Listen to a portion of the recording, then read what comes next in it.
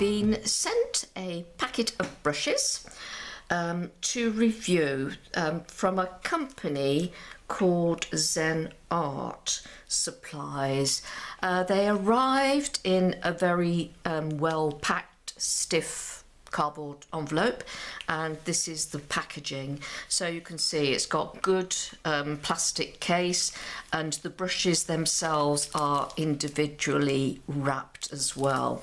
There's also very good instructions if you're beginners and everything. It tells you about the brush, their philosophy, their quality care, and about brush care for you and how to start using them. So all sorts of information on the back. So what I'm going to do is unwrap them all. Let me just get them out the packet. Of course, there's always you always have to undo them and get the glue out of them, the dressing as I call it.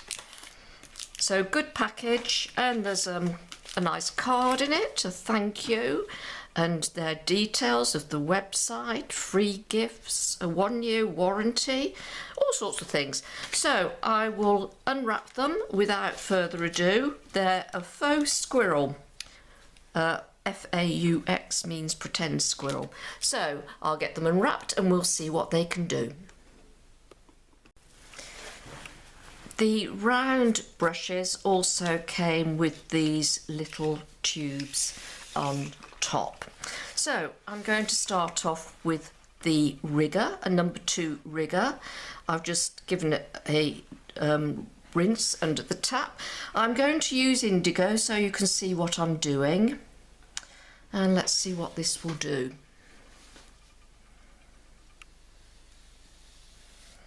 Very nice, fine line. Bit more. Let's press it down. Need a bit more water there.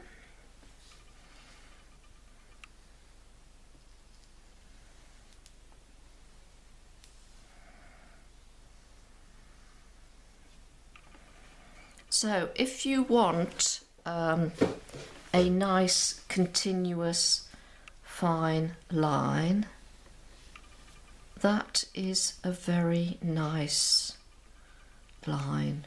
See how I'm resting my hand on the paper?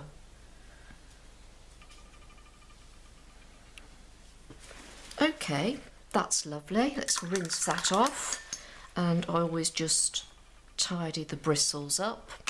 Now we're going to a round number 8, which looks as if it has a very nice point and a fairly good belly. Although it goes straight into the ferrule, I hope this is fairly well attached. They seem fairly sturdy and they're comfortable, nice to hold. So let's go to the indigo again.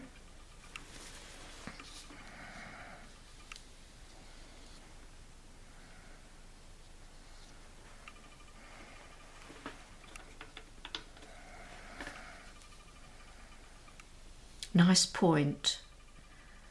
Often if you get a really good brush with a good point like this, you seldom need anything else.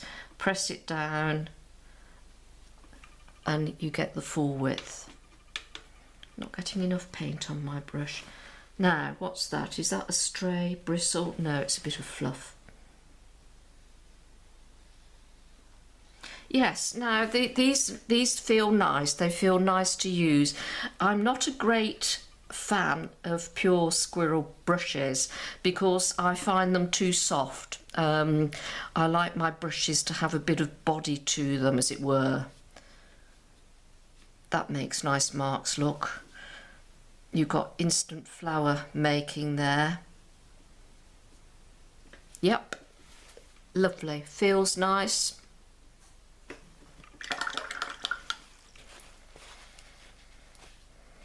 And now we'll go to what we got here, a number 10. And again, a very nice point. They're interesting to me because they don't, a lot of brushes, the ferrule goes tighter round the, where all the bristles are. It sort of curves in. So you tend to get a brush shape that's sort of Let me see, how can I explain it? Goes a bit like that.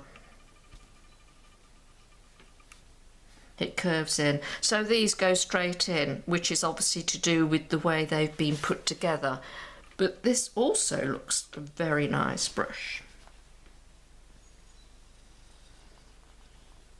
As you would expect, a bigger belly on it. Now, if you do have to tidy them up a bit, what I mean is, but as I say this with any brush, when you are going into your paint, I always sort of turn it round so I've tidied the point up.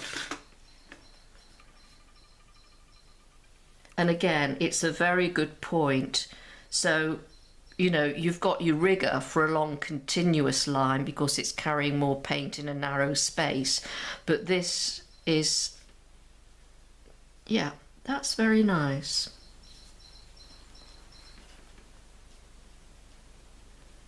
And it makes some nice marks.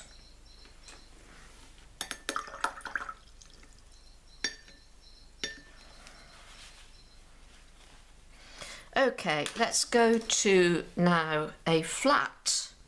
I'm rather fond of flat brushes. They really do give you some very nice effects. So again, we'll go into the indigo, and if you use it that way, you can get a nice straight line, as you can with the rigger and that one, the rounded ones.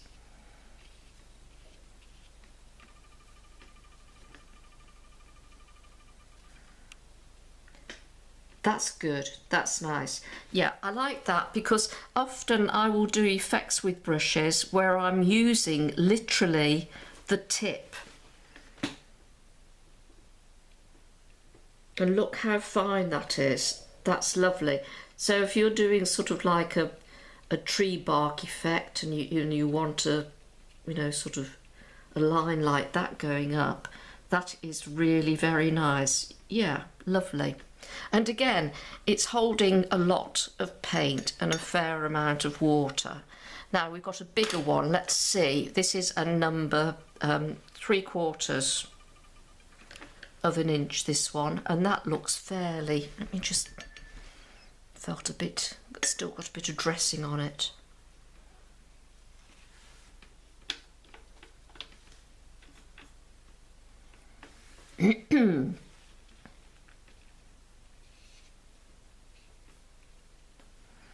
And again, yeah, it's got a nice chisel, but you know, like a chisel. I hope you can see that. It really does go to a point on the end.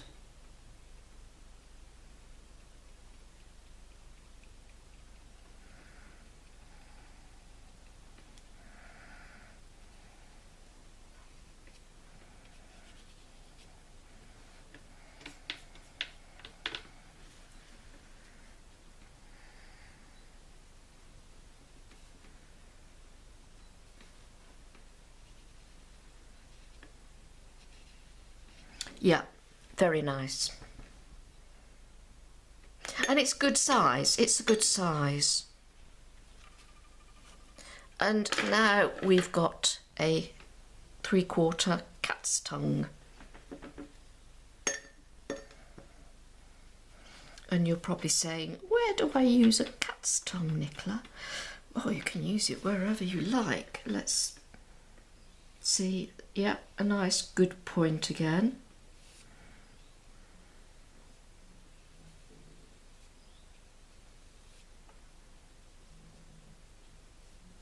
Let me get a bit more paint on that.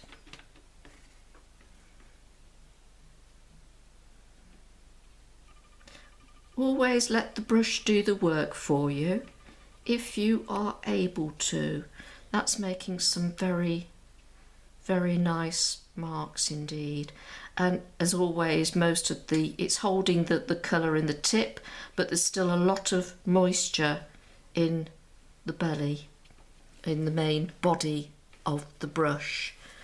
So I would say, okay, what would I say about these brushes? I think they're a very nice set of brushes. Would I recommend them? Yes, I would. And it's all often a case of the price.